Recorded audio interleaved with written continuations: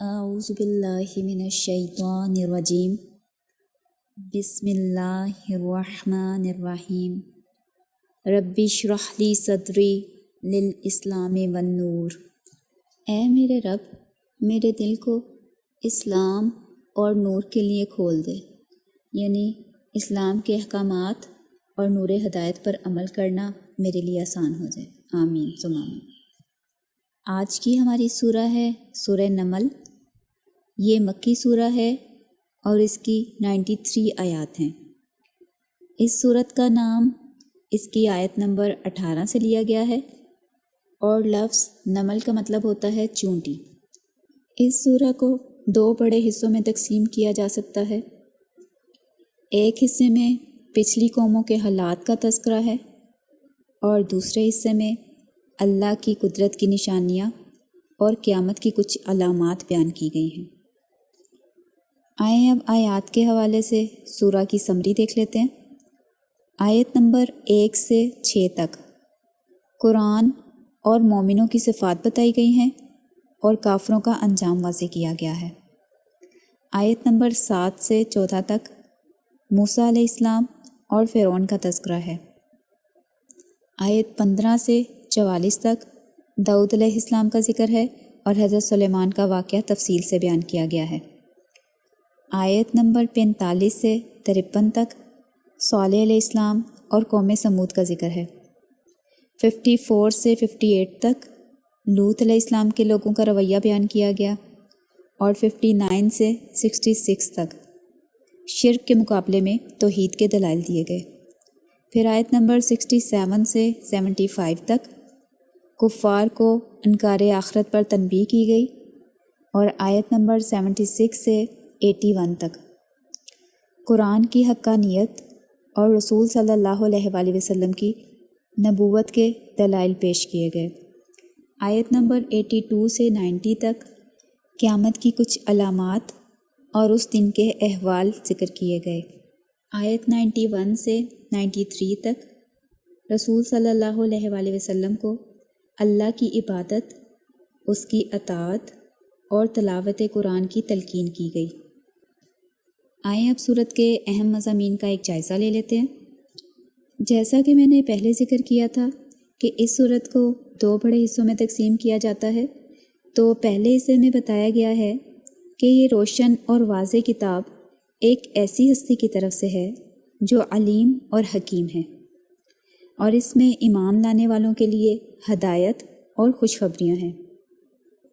اور پھر اگلی آیات میں مومنین کو ڈیفائن کیا گیا، یعنی ایمان لانے والے کیسے لوگ ہوتے ہیں۔ وہ لوگ جو نماز قائم کرتے ہیں، زکوٰۃ دیتے ہیں اور آخرت پر یقین رکھتے ہیں۔ اس کے برعکس جو لوگ آخرت کو نہیں مانتے، وہ اس قرآن سے بھی اندھے پن کا مظاہرہ کرتے ہیں، یعنی اس پر بھی ایمان نہیں لاتے۔ تو ایسے لوگوں کے انجام کے حوالے سے بتایا گیا کہ ان کے لیے دنیا میں بھی عذاب ہوتا ہے اور آخرت میں بھی یہ نقصان اٹھانے والے ہوں گے۔ اصل میں گمراہی کی ایک بڑی وجہ آخرت کا انکار ہے، اور واقعی یہ بات سچ بھی ہے۔ مطلب آپ خود غور کریں کہ اگر ایک انسان سمجھتا ہو کہ آخرت کا کوئی وجود نہیں، تو وہ ہر طریقے سے انجوائے کرنے کی کوشش کرے گا، اس کے لیے وہ ہر طرح کے گناہ کرے گا، دوسروں پر ظلم اور زیادتی کرے گا، ان کا حق مارے گا، یعنی اسے کسی چیز کا کوئی خوف نہیں ہوگا، کیونکہ اس کے لیے تو یہ زندگی ہی سب کچھ ہے۔ اس کے برعکس وہ انسان جو آخرت پر یقین رکھتا ہے، وہ ہر کام کرتے ہوئے اپنی آخرت کے بارے میں سوچے گا کہ کہیں یہ گناہ کا کام تو نہیں، کہیں کسی کی حق تلفی نہ ہو جائے کہ قیامت والے دن اس کا حساب اپنی نیکیوں سے دینا پڑے۔ کوئی بھی گناہ کا کام کرتے ہوئے اس کے ذہن میں آخرت کا حساب کتاب آئے گا اور وہ انسان غلط کام کرنے سے رک جائے گا اور زیادہ سے زیادہ نیکیاں کرنے کی کوشش کرے گا تاکہ آخرت میں وہ کامیاب ہو سکے۔ اس کنسیپٹ کو ہم ایک عام زندگی کی مثال سے بھی سمجھ سکتے ہیں۔ مثلاً ایک اسٹوڈنٹ ہے، اسے جب پتہ ہوتا ہے کہ میرے پیپر ہونے ہیں، میرا رزلٹ آنا ہے اور اس کی بیس پر میری مارک شیٹس اور میری آگے جاب اور کریئر ڈپینڈ کرے گا۔ تو اس ایگزام کے لیے وہ اچھی سی تیاری کرے گا، جس کے لیے وہ اپنا وقت اور اپنا پیسہ دونوں چیزیں خرچ کرے گا، اور وقت ضائع کرنے والے کاموں اور ایکٹیویٹیز کو ایوائڈ کرے گا تاکہ وہ اپنا زیادہ سے زیادہ ٹائم پڑھائی میں لگا سکے۔ لیکن اس کے برعکس اگر اسٹوڈنٹس کو پتہ ہو کہ کوئی پیپر یا اسیسمنٹ نہیں ہونی تو وہ بالکل بھی نہیں پڑھیں گے، کلاسز بھی اٹینڈ نہیں کریں گے۔ تو اس سے ثابت ہوتا ہے کہ یہ اسیسمنٹ اور رزلٹس کا سسٹم جو ہے یہ انسان کو ٹریک پر رکھنے کے لیے بہت ضروری ہے۔ پھر آگے چل کر مختلف قوموں کی مثالیں بیان کی گئیں، جیسے قوم فرعون، قوم لوط، قوم سمود، کہ ان سب نے سرکشی اور نافرمانی کی اور اللہ کے معجزوں کو دیکھ کر بھی ایمان نہیں لائے، تو اسی وجہ سے ان پر اللہ کا عذاب نازل ہوا اور سب کے سب ہلاک ہو گئے۔ اس کے بعد حضرت داؤد اور حضرت سلیمان علیہ السلام کا تذکرہ ہے کہ ان دونوں کو اللہ نے بادشاہت اور نبوت عطا کی تھی، اور وہ اللہ کی نعمتوں کا شکر ادا کرنے والے تھے۔ پھر حضرت سلیمان کا واقعہ تفصیل سے بیان کیا گیا کہ کس طرح اللہ نے انہیں اپنی طرف سے خاص نعمتیں عطا کر رکھی تھیں۔ ان کی حکومت اور اقتدار کا دائرہ بہت وسیع تھا، یعنی انسانوں کے علاوہ دوسری مخلوقات پر بھی انہیں اختیار حاصل تھا، مثلا جنات، پرندے، جانور، حشرات الارض اور ہوا وغیرہ۔ اس کے علاوہ انہیں جانوروں کی بولیاں بھی سمجھ آتی تھیں، اور اس حوالے سے اس سورہ میں ایک واقعہ کی طرف اشارہ ہے کہ ایک دن حضرت سلیمان علیہ السلام اپنے لشکر کے ساتھ کہیں جا رہے تھے۔ اس جگہ چونٹیوں کی ایک وادی تھی، اور جب چونٹیوں کی ملکہ نے دیکھا کہ حضرت سلیمان اور ان کا لشکر ان کی طرف آ رہے ہیں تو اس نے پکار کر باقی چونٹیوں کو خبردار کیا کہ اپنی اپنی بلوں میں گھس جاؤ، ایسا نہ ہو کہ انجانے میں سلیمان کا لشکر تمہیں کچل ڈالے۔ تو چونٹی کی یہ بات حضرت سلیمان نے سنی، اور سن کر انہیں ہنسی بھی آئی اور اللہ تعالیٰ کی نعمتوں کا احساس بھی ہوا کہ اتنی چھوٹی مخلوق آپس میں جو بات کر رہی ہے اس کا بھی انہیں پتہ چل رہا ہے۔ مطلب آپ دیکھیں ہمارے گھر میں کتنی چونٹیاں دیوار پہ جاری ہوتی ہیں یا کچن میں ہوتی ہیں، اور وہ کبھی چلتے چلتے ہم دیکھتے ہیں کہ دو چونٹیاں آپس میں رک کر کوئی بات جیسے کر رہی ہیں یا کوئی کنورسیشن ہو رہی ہے، کچھ تبادلہ خیال کرتی ہیں اور پھر آگے چلی جاتی ہیں، تو ہمیں تو ان کی کوئی آواز نہیں آتی، نہ ہمیں سمجھ آتی ہے۔ اسی طرح پرندے، چڑیاں، کوے، ان سب کی ہمیں آوازیں تو آتی ہیں لیکن سمجھ نہیں آتی کہ وہ کیا کہہ رہے ہیں۔ اس کے مقابلے میں حضرت سلیمان کو اللہ تعالیٰ نے یہ صلاحیت دی تھی کہ وہ چھوٹے سے چھوٹے کیڑے مکوڑے کی بات سن بھی سکتے تھے اور سمجھ بھی سکتے تھے۔ اسی طرح پرندوں سے بھی وہ بات کر لیا کرتے تھے، جیسے آگے چل کر اسی سورہ میں ایک واقعہ بھی آئے گا ہدہد کے حوالے سے۔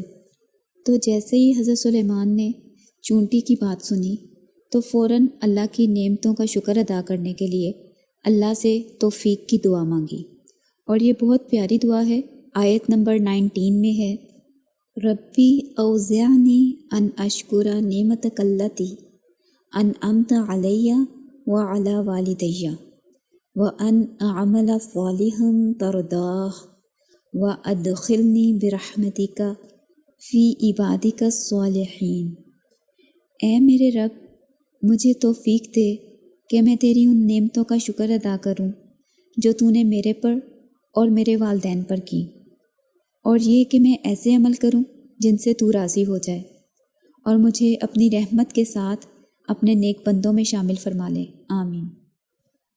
اس کے بعد حضرت سلیمان اپنے لشکر کی طرف متوجہ ہوئے، اور جب انہوں نے پرندوں کا جائزہ لیا تو پتہ چلا کہ ہدہد غائب ہے، جس پر سلیمان علیہ السلام نے غصے کا اظہار کیا۔ لیکن جب ہدہد نے آ کر بتایا کہ وہ بہت دور چلا گیا تھا جس کی وجہ سے اسے آنے میں دیر ہو گئی، اور پھر اس نے ملک سبا کی خبر دی کہ وہاں کے لوگ سورج کی پوجا کرتے ہیں اور ان پر ایک عورت حکمرانی کرتی ہے، تو حضرت سلیمان نے اسی کے ذریعے ایک خط قوم سبا کی طرف بھیجا۔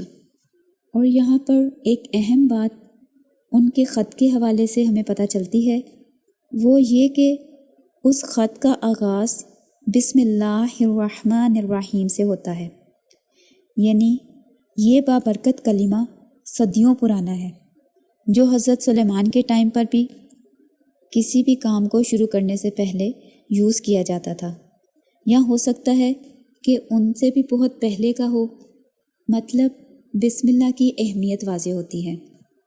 خیر، پھر قوم سبا کی ملکہ کا تفصیلی ذکر آتا ہے، جو ایک خوشحال اور جنگجو قوم کی ملکہ تھی، لیکن برے ماحول کی وجہ سے وہ شرک میں مبتلا تھی، اور جب اس پر حق واضح ہو گیا تو اس نے اپنی غلطی کا اعتراف اور اللہ کی وحدانیت کا اقرار کر لیا، اور اس کے حوالے سے بھی دعا ٹائپ الفاظ آتے ہیں، اور یہ غالباً وہی الفاظ ہیں جو حضرت موسیٰ نے ایک آدمی کے قتل ہو جانے پر بولے تھے، ربی انی ظلمت نفسی، کہ اے میرے رب میں نے اپنی جان پر ظلم کیا۔ اور پھر وہ ملکہ ایمان لے آتی ہے، جس کی وجہ سے اس کی ساری قوم بھی مسلمان ہو جاتی ہے۔ ایکچولی ان ساری مثالوں کے ذریعے لوگوں کو سمجھایا جا رہا ہے کہ دولت اور طاقت پر غرور کرنے کی بجائے اللہ کی نعمتوں کا شکر ادا کرنا چاہیے، اور رسولوں کی دعوت کو قبول کرنے میں دنیا اور آخرت دونوں کی بھلائی ہے۔ اس کے بعد سورت کے دوسرے حصے میں اللہ کی قدرت کے مظاہر بیان کرتے ہوئے سوالیہ انداز میں بار بار پوچھا گیا کہ بھلا اللہ کے علاوہ کوئی اور بھی عبادت کے لائق ہو سکتا ہے؟ یعنی کائنات کا پورا نظام کہ کس طرح اللہ تعالیٰ پودے اگاتے ہیں، آسمان سے بارش برساتے ہیں، اور یہ سارے کام ایک سسٹمیٹک طریقے میں ہوتے جا رہے ہیں، تو کیا اللہ کے سوا کوئی اور معبود ہو سکتا ہے؟ الہ مع اللہ، اور یہ جملہ تقریباً 5 دفعہ دہرایا گیا۔